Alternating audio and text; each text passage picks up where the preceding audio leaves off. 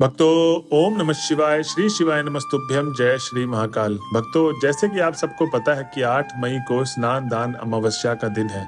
जी हाँ भक्तों, गुरुदेव जी कहते हैं कि जो भी कोई व्यक्ति, जो भी कोई माताएं, जो भी कोई बहनें अगर इस दिन कोई भी ऐसा उपाय कर लेती हैं जो मैं बताया हूँ, उनके उपाय करने मात्र से उनकी जो भी समस्या है जीवन में, जो भी प्रॉब्लम चल रही है, वो सब की सब सॉल्व हो जाएगी, पूर्ण हो जाएगी और उनकी जो भी मनोकामना है वो जल्द से जल्द पूर्ण हो जाएगी। जी हाँ भक्तों, अब ऐसा मैं क्यों कह रहा हूँ? अब जैसे कि आप सबको पता है कि गुरुदेव जी की जो कथा होती है उसमें गुरुदेव जी को बहुत सारे लोग पत्र लिखते हैं और उस पत्र में सवाल पूछते हैं, प्रश्न पूछते हैं कि हे गुरुदेव, आप हमें कोई ऐसा उपाय बताइए जिससे हमारे घर में जो धन से रिलेटेड समस्या चल रही है, कर्जा बहुत ज्यादा बढ़ गया है, हमारे घर का जो बच्चा है वो पढ़ाई में बहुत ज्यादा कमजोर है, वो नंबर उसके अच्छे नहीं आते हैं और मुझे अपने बच्चे के कैरियर के लिए बहुत ज्यादा आगे उसको देखना चाहती हूँ, तो उसके जीवन में हमेशा अच्छी चीज ही करें, समस्याएं उसको कम हो। मतलब गुरुदेव जी को बहुत सारे लोगों ने प्रश्न पूछा, तब गुरुदेव जी बोलते हैं कि हे भक्तों, जो भी मैं आज उपाय बताऊंगा, अगर आप उन उपायों को स्नान दान अमावस्या के दिन करते हैं तो आपकी जो भी मनोकामना होगी, जो भी समस्या होगी, वो जड़ से समाप्त होगी। तब जितने भक्त थे वो गुरुदेव जी की उपाय सुनते हैं और उपाय सुनने के बाद सीधा घर की तरफ चले जाते हैं। अब ठीक जो अगली कथा होती है गुरुदेव जी की, उसमें वो सारे भक्त आते हैं जो उन्होंने सवाल पूछा था। उसके बाद भक्तों जो हुआ, आपको जानकर विश्वास नहीं होगा, गुरुदेव जी को वो पत्र लिखते हैं और कहते हैं कि हे गुरुदेव, आपका कोटि कोटि धन्यवाद। आपने जो हमें उपाय बताया था, हमने उस उपाय को किया और स्नान दान अवश्य के दिन ही किया और हमारी जो भी मनोकामना थी वो सब पूर्ण हो गई। आपका कोटि कोटि धन्यवाद। अब भक्तों, वही 8 मई को स्नान दान अवश्य फिर से आ गया है, तो बस मेरी आपसे यही दरखास्त है कि आप इस दिन को अपने लिए बहुत महत्वपूर्ण बनाएं और इस दिन उपाय करना ना भूले जो आज मैं आपको बताने वाला हूं। तो चलिए चलते हैं, ध्यान से सुनते हैं कि आखिर गुरुदेव जी ने ऐसा कौन सा उपाय बताया जिसको करने मात्र से उन सारे भक्तों की मनोकामना पूर्ण हो गई और आप भी अपनी मनोकामना पूर्ण कर सकते हैं। उससे पहले जिस किसी ने अभी तक हमारे चैनल को सब्सक्राइब नहीं किया तो चैनल कर ले सब्सक्राइब और बेल नोटिफिकेशन को भी ऑन कर ले, जिससे गुरुदेव जी की आने वाली अपकमिंग वीडियोस आपको मिलती रहे। तो भक्तों, गुरुदेव जी बताते हैं जो सबसे पहला वाला उपाय है, ये है कर्जा मुक्ति का। क्योंकि बहुत सारे लोगों ने आज के समय पे बहुत सारा कर्ज ले रखा है और कहीं ना कहीं आपके जीवन में ये समस्या होगी कर्ज से रिलेटेड कि आप जो कमाते हैं वो आपका आधा पैसा कर्ज में निकल जाता है, आप कुछ सेव ही नहीं कर पाते। आपके घर की वो लड़की बड़ी हो रही है, शादी करना है, या आपने कोई घर ले रखा है, बहुत ज्यादा कर्जा ले लिया है, या कोई आप धंधा स्टार्ट करने वाले हैं, उसका कर्जा ले लिया और आपके अंदर टेंशन बनी रहती है कि यार इतना तो प्रॉफिट हो ही नहीं रहा है, सारा का सारा तो मेरे को कर्जा चुकाने में चला जाता है, मैं करूं क्या? तब गुरुदेव जी ने बताया है कि आपको स्नान दान अमावस्या के दिन ये उपाय करना है। ध्यान से सुनिएगा, ये उपाय होगा आपको शाम के समय पे करना है, ठीक 8 मई को 6 बजे के बाद। 6 से आप 9 के बीच में कभी भी इस उपाय कर सकते हैं। चलिए चलते हैं उपाय की तरफ। अब सबसे पहले तो आपको करना यह है कि इस उपाय में आपको चाहिए एक लौंग। अब एक कौन सा लौंग होगा? फूल वाला लौंग। और एक चौमुखी दीपक आपको या तो आटे की बना ले या तो बाहर से मिलता है दुकान में, वहां से भी आप खरीद ले, चौमुखी। ठीक, अब आपको लंबी बाती बनानी है और 2 बाती लंबी बनानी है। ठीक, कितनी बनाती? 2 लंबी बाती बनानी है और आप एक के ऊपर एक रख दें और चौमुखी दीपक के अंदर आप घी डाल लें।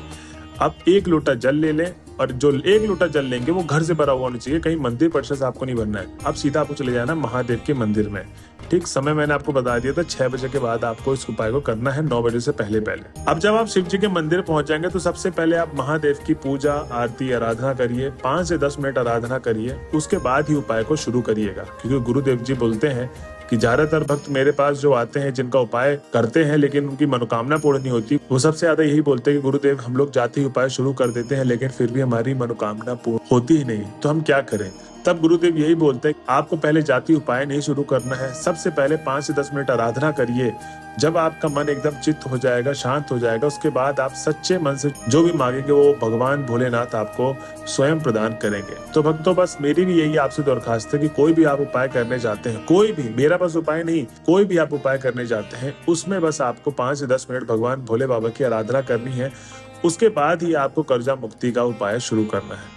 इस उपाय में जब सबसे पहले आपने जो लिया था 1 लौंग, चौमुखी दीपक और 1 लोटा जल, अब जब आप महादेव की आराधना कर लेंगे तो वहां पर आप बैठ जाइए। अब सबसे पहले तो आपको जो 1 लौंग है वो महादेव के शिवलिंग के सबसे ऊपर वाले भाग पे रख देना है। ठीक, 1 लौंग पूरा का पूरा वो महादेव के शिवलिंग पे रख दिया। ठीक, अब 1 चौमुखी दीपक भगवान भोले बाबा के जलाधारी वाले भाग के सामने से घुमाते हुए सामने की तरफ एकदम रख देना है और एक लोटा जल आपको भोले बाबा का नाम का स्मरण करते करते आपके जीवन में जो भी समस्या चल रही है, परिवार में समस्या चल रही है, या घर में कोई वैसा व्यक्ति जो बहुत ज्यादा नशा करता है, या बच्चे आपके कंट्रोल में नहीं है, या किसी न किसी कारणवश लड़ाइयां होती रहती हैं, आस पड़ोस की वजह से होती है, मतलब कोई भी समस्या चल रही है घर से रिलेटेड, आपके घर में शांति नहीं बनती, तो बस यही सारी समस्याएं को बोलकर आपको देवाधिदेव महादेव के सामने मनोकामना मांग लेनी है और आपको अपने घर की तरफ चले जाना है। भक्तों, गुरुदेव जी कहते हैं जो भी कोई मेरा बताया गया उपाय कर लेता है उसके घर में कभी भी दुख कलेश नहीं होगा, हमेशा सुख शांति बनी रहेगी,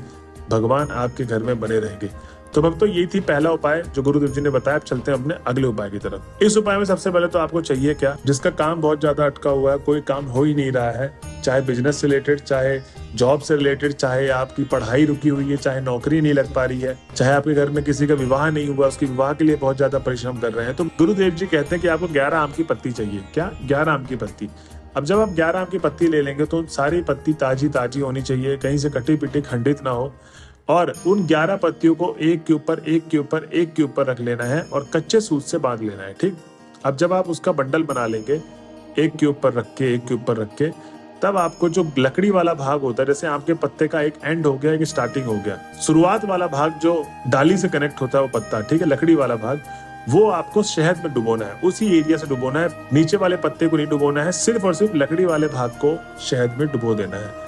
अब डुबो के आप एक थाली में रख ले और एक लोटा जल लेके आपको सीधा चले जाना है भगवान शिव जी के मंदिर में। अब ये उपाय करना कब है? तो इस उपाय को आप सुबह भी कर सकते हैं और शाम को भी कर सकते हैं। और जब उसके बाद आप शिव जी के मंदिर पहुंच जाएंगे तो आपको सबसे पहले तो भगवान भोले का स्मरण करना, जो मैंने आपको पहले बताया था, उसके बाद ही आपको उपाय शुरू करना है। अब जब आप उपाय शुरू करेंगे तो सबसे पहले जो 11 पत्ते आप शहद में भिगोकर कच्चे सूत से बांध कर लाए थे, उसको अशोक सुंदरी वाले स्थान पे टच करवाकर अपनी घर की जो भी समस्या है, जो भी प्रॉब्लम चल रही है, वो सब बोल देनी है भगवान शिव जी को। उसके बाद ही आपको 11 आम के पत्ते उसी अशोक सुंदरी वाले स्थान पे रख देना है और एक लोटा जो जल लेकर गए थे वो आपको अपने दोनों हाथों से एकदम ऊंचा करके भगवान भोले के शिवलिंग पर अर्पित कर दे। चारों तरफ घुमाकर जल आप उस लोटे को रख दें। तो भक्तों, गुरुदेव जी कहते हैं कि जो भी मेरे भक्त इस उपाय को करता है मेरे बताए गए समय पे, और मेरा जैसे जैसे मैंने बताया है उस तरह से कर भक्तों ने कर लिया, तो उनके घर में जो भी समस्याएं है, मैंने जो आपको समस्याएं बताई थी, वो सब की सब जड़ से खत्म हो जाएगी, आपकी मनोकामना पूर्ण होगी और आपके जीवन में कभी भी कोई परेशानी नहीं रहेगी। तो भक्तों, ये थी 2 वीडियो। अगर वीडियो के आप लास्ट तक पहुंच गए हैं तो चैनल को कर दे सब्सक्राइब और बेल नोटिफिकेशन को भी ऑन कर ले, जिससे गुरुदेव जी के आने वाली अपकमिंग वीडियोस आपको मिलती रहे।